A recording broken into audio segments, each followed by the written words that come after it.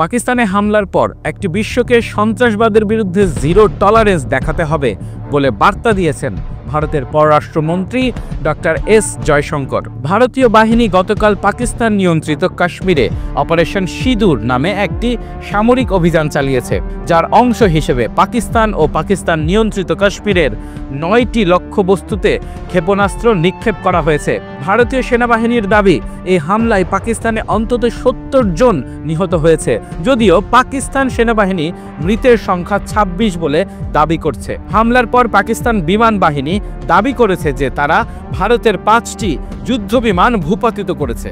এদিকে ভারতের প্রধান বিরোধী দল কংগ্রেস এই হামলার প্রতি সমর্থন জানিয়েছে এবং ভারতীয় সেনাবাহিনীর প্রতি গর্ব প্রকাশ করেছে। কংগ্রেস নেতা রাহুল গান্ধী এবং মল্লিকার্জুন খড়গে জাতীয় ঐক্য এবং সংহতির গুরুত্বের ওপর জোর দিয়েছেন, বিশেষ করে এমন সময় যখন দেশের নিরাপত্তা প্রশ্নে একতা প্রয়োজন।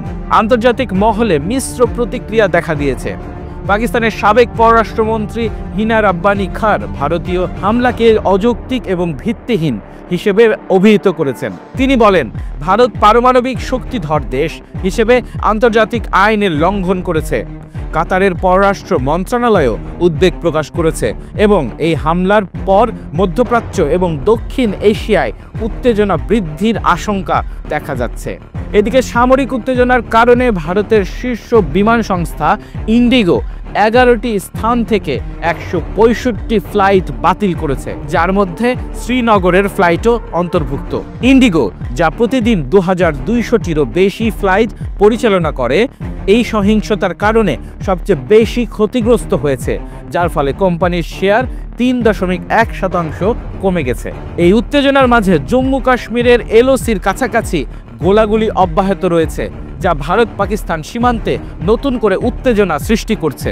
বিশেষজ্ঞরা উদ্বেগ প্রকাশ করেছেন যে এই সামরিক সংঘর্ষ দীর্ঘস্থায়ী যুদ্ধের দিকে এগিয়ে যেতে পারে, যা দুই দেশের সম্পর্কের ভবিষ্যৎকে আরও জটিল করে তুলবে।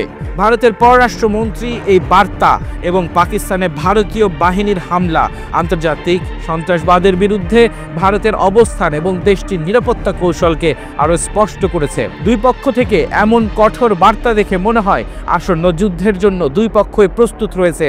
দেখার বিষয়, আসলেই পরিস্থিতি যুদ্ধের পথে যাচ্ছে নাকি পূর্বের মতো কয়েকটি সার্জিক্যাল স্ট্রাইকের পর টেবিল বৈঠকে যাবে দুই দেশ। দর্শক, দেশ বিদেশের সর্বশেষ খবর জানতে চোখ রাখুন খবর সংযোগে। সাথে ছিলাম এবং বিদায় নিচ্ছি আমি রাকিন আফসার অর্ণব।